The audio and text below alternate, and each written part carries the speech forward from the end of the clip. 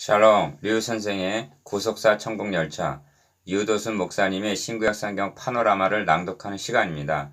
지금은 민수기 파노라마의 10장입니다. 앞서 행하시는 하나님, 요절은 35절, 괴가 떠날 때에는 모세가 가로되 여호와여 일어나사 주의 대적을 흩으시고 주를 미워하는 자로 주의 앞에서 도망하게 하소서 하였고, 10장은 드디어 가나안 땅을 향하여 시내의 산을 출발하는 장면입니다. 이 충족된 계시를 보십시오. 1장에서 싸움에 나갈 만한 모든 자를 계수케 하신 하나님은 바로 출발시킨 것이 아니라 2장에서 9장까지를 통해서 철저한 출발 준비를 시키십니다. 그렇다면 하나님의 군대를 무엇으로 통솔하는가? 은, 나팔 둘을 만들어 회중을 소집하며 진을 진행케 하라 하십니다. 첫째 단원. 나팔을 부는 것은 신호일 뿐만이 아니라 대적을 치러 나갈 때 부는 9절 병기이기도 한 것입니다. 그러므로 나팔은 말씀과 기도로 적용이 됩니다. 고린도전서 14장 8절 2장에서 말씀하신 순서 2장 9절, 16절, 24절, 31절 대로 유다 진기가 선대에서 진행 둘째 단원 선대에서 진행합니다.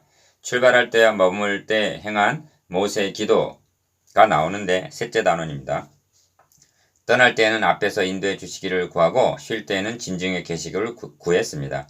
이를 예표로 한 구속사의 의미가 무엇인가? 이를 세 단원으로 나누어 상고하겠습니다. 첫째 단원 1절에서 10절 은 나팔 두 개로 통솔케 하심. 둘째 단원 11절에서 28절 선두로 유다 진기가 진행함. 셋째 단원 29절에서 36절 출발과 쉴 때 행한 모세의 기도. 첫째 단원 1절에서 10절 은 나팔 두 개로 통솔케 하심. 여호와께서 모세에게 일러 가라사대 은 나팔 둘을 만들되 쳐서 만들어서 그것으로 회중을 소집하며 진을 진행케 할 것이라. 1절에서 2절 1. 60만의 대군과 그의 백성들을 통솔하기 위해서는 육성으로는 불가능했을 것입니다.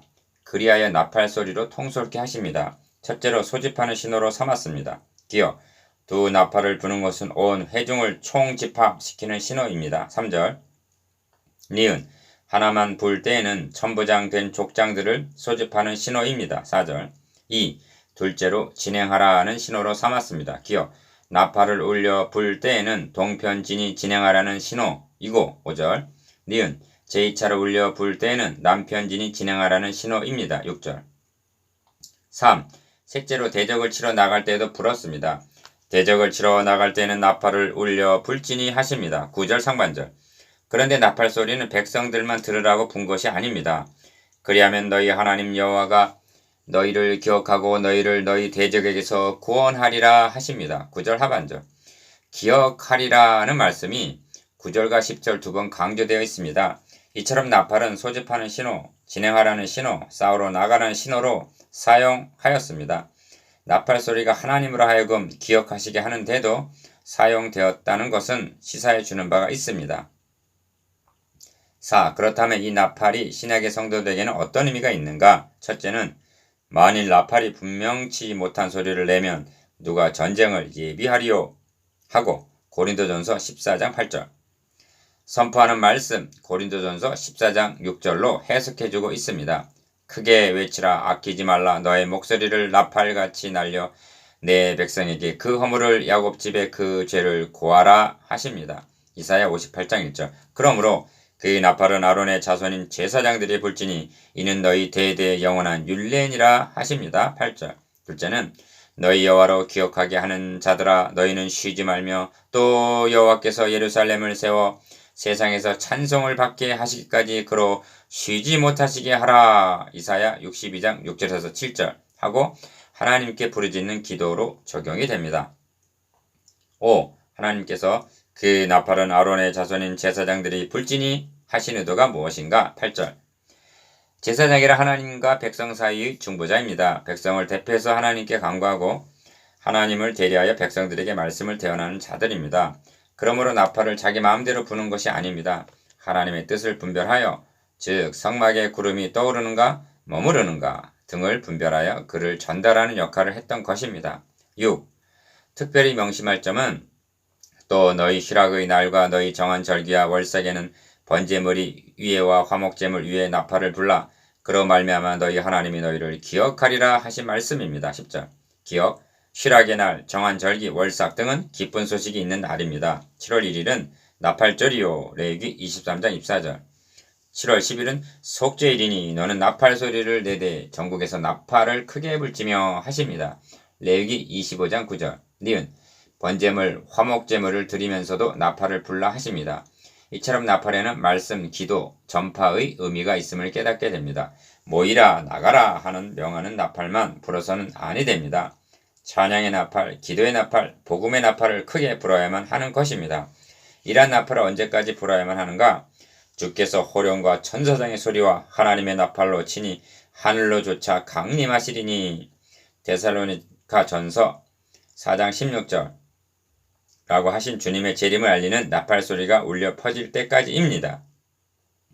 이날은 명절, 초막절, 끝날 곧 큰 날이요인 것입니다. 요한복음 7장 37절.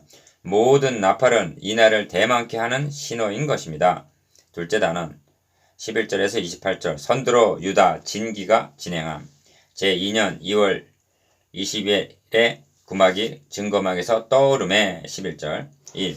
드디어 증거막에 구름이 떠올랐습니다. 출발하라는 명령입니다. 제사장은 재빨리 나팔을 불었을 것입니다. 시내산에 도착한 지 약 1년 후이었으며 인구 조사를 한 지 20일 만이었습니다. 1장 1절. 2. 이와 같이 그들이 여호와께서 모세로 명하신 것을 조차 진행하기를 시작하였는데 선두로죠. 유다 자손 진기에 속한 자들이 그 군대대로 진행하였으니 합니다. 13절에서 14절. 이는 여호와께서 모세로 명하신 것을 조차 행한 것임을 유념해야만 합니다. 진을 칠 때에도 유다 진은 동방 해 돋는 편에 진을 치라 명하셨고 진행할 때에도 제1대로 진행할지니라 명하셨던 것입니다. 2장 3절 9절. 이는 결코 무심한 일이 아닙니다. 유다 지파이는 홀이 유다를 떠나지 아니하며 치리자의 지팡이가 그 발 사이에서 떠나지 아니하시기를 실로가 오시기까지 마치리니. 창세기 49장 10절 라고 한 메시아 예언이 있었기 때문입니다. 그러므로 이를 열린 눈으로 바라보면 출애굽의 여정에 있어서도 그리스도께서 선두에서 인도하신 것이 됩니다. 참고 시편 114편. 3. 제2대로는 르우벤 징계에 속한 자들이 진행하였고 18절 2장 16절. 4. 제3대로는 에브라임 징계에 속한 자들이 진행하였고 22절 2장 24절. 5. 제4대로는 단 자손의 징계에 속한 자들이 진행했습니다. 25절 2장 31절.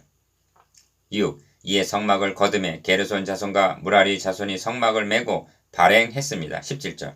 7. 고앗 이는 성물을 메고 진행했습니다. 21절. 여기에 주목하게 되는 점은 그들이 이르기 전에 성막을 세웠으며 한 대목입니다. 21절 하반절. 그러니까 백성들이 다음 목적지에 도착했을 때에는 그곳에 이미 성막이 세워져 있었다는 것입니다. 이것이 앞서 행하시는 하나님의 인도하심입니다. 8. 이스라엘 자손이 진행할 때 이와 같이 그 군대를 따라 나아갔더라. 28절. 셋째 단원 29절에서 36절. 출발할 때와 쉴 때 행한 모세의 기도. 셋째 단원은 모세가 호밥에게 한 말 29절에서 32절과 하나님께 드린 기도로 되어 있습니다. 35절에서 36절. 1. 모세가 그 장인 미디안 사람 르우엘의 아들 호밥에게 이르되. 29절 상반절. 호밥은 모세의 처남으로 장인이 시내산으로 모세를 찾아왔을 때 동양을 했다가 머물러 있었던 것으로 여겨집니다. 출애굽기 18장 27절. 이 호밥의 기사를 부정적인 측면으로 본다면 기억. 당신은 우리가 광야에서 어떻게 진칠 것을 아나니 우리의 눈이 되리이다 한 것은 사람을 의지하는 말이 되지만 이를 긍정적으로 본다면 니은 광야의 지리에 능숙한 호밥에게 동행하기를 구한 것은 건전한 사고로도 볼 수가 있는 것입니다. 신비주의적인 신앙과 건전한 신앙의 차이라고 할 수도 있습니다. 이 기사를 전후 문맥으로 볼 때 긍정적으로 보아야 옳을 것입니다. 왜냐하면 모세는 하나님의 인도하심을 초도 의심함이 없이 여호와께서 주마 하신 곳으로 우리가 진행하나니 29절 하반절 하고 말하고 있고 이어서 괴가 떠낼 때에는 모세가 가로되 여호와여 일어나사 주의 대적을 흩으시고 하고 하나님을 의뢰하고 있는 것을 보기 때문입니다. 3. 그들이 여호와의 산에서 떠나 합니다. 33절 상반절. 기억. 시내산을 여호와의 산이라고 말합니다. 여호와께서 그 산에 강림하셔서 만나 주셨고 율법을 주신 산이기 때문입니다. 그런데 떠났다고 말씀합니다. 시내산은 떠나야 할 산입니다. 떠나온 시내산으로 다시 돌아가서는 아니 될 것입니다. 그들은 시온산, 참고 히브리서 12장 18절 22절을 향해서 나아가고 있는 것입니다. 왜냐하면 내가 나의 왕을 내 거룩한 산 시온에 세웠다 하시리로다 하고 말씀하고 있기 때문입니다. 시편 2편 6절. 시내산은 하나님의 백성들을 시온산으로 인도하기 위한 정거장과 같은 역할을 할 뿐이지 목적지는 아니었던 것입니다. 4. 3일길을 행할 때에는 여호와의 언약궤가 그 3일길 앞에 앞서 행하며 그들의 쉴 곳을 찾았고 합니다. 33절 하반절. 여기 중요한 차이를 발견하게 되는데 2장 17절에서는 회막이 레인의 진과 함께 모든 진의 중앙에 있어 진행하라 하고 말씀했는데 출발하는 마당에는 언약궤가 그 3일길에 앞서 행하고 하고 선두에서 진행했다고 말씀하고 있기 때문입니다. 이는 하나님께서 선두에서 인도하셨다는 증표입니다. 이것은 하나님의 마음입니다. 논리적으로는 가장 중요한 법궤가 중앙에 있어야 안전하지만 하나님의 마음은 앞서서 백성들을 인도하시기를 원하셨던 것입니다. 위엄의 선두에 서심을 요단 도하 때에도 제사장들은 언약궤를 메고 백성 앞에서 행하니라 합니다. 여호수아 3장 14절. 여리고를 정복할 때에도 나팔 부는 제사장과 언약궤가 선두에서 행했던 것입니다. 여호수아 6장 8절. 6. 궤가 떠날 때에는 모세가 가로되 여호와여 일어나사 주의 대적을 흩으시고 주를 미워하는 자로 주의 앞에서 도망하게 하소서 35절 하고 간구합니다. 훗날 다윗은 법궤를 옮겨올 때 이를 인용하여 하나님이여 일어나사 원수를 흩으시며 주를 미워하는 자로 주의 앞에서 도망하게 하소서 연기가 몰려감같이 저희를 몰아내소서 불 앞에서 미리 녹음같이 악인이 하나님 앞에서 망하게 하소서 하나님이여 백성 앞에서 앞서 나가사 광야에 행진하셨을 때 셀라 시편 68편 1절에서 2절 7절 하고 찬양을 합니다. 이는 기도라기보다는 신앙 고백이라 할 수가 있습니다. 교회가 떠나는 것을 하나님의 행차하심으로 보고 왕의 행차 앞에서 홍해가 물러가고 요단이 갈라져서 길을 내듯이 모든 장애와 대적이 흩어지리라는 고백이었던 것입니다. 7. 교회가 쉴 때에는 가로되 여호와여 이스라엘 10,000만인에게로 돌아오소서 하였더라 36절. 행진할 때에는 선두에서 대적을 흩으시며 앞서 나아가시는 하나님으로 쉴 때에는 이스라엘 중앙의 좌정에 계시는 하나님으로 고백하고 있는 것입니다. 우리도 출근할 때에는 앞에서 인도하시는 하나님으로 퇴근해서는 가정에 돌아오셔서 좌정에 계시는 하나님으로 고백할 수만 있다면 신앙생활이 얼마나 활기찰 것입니까?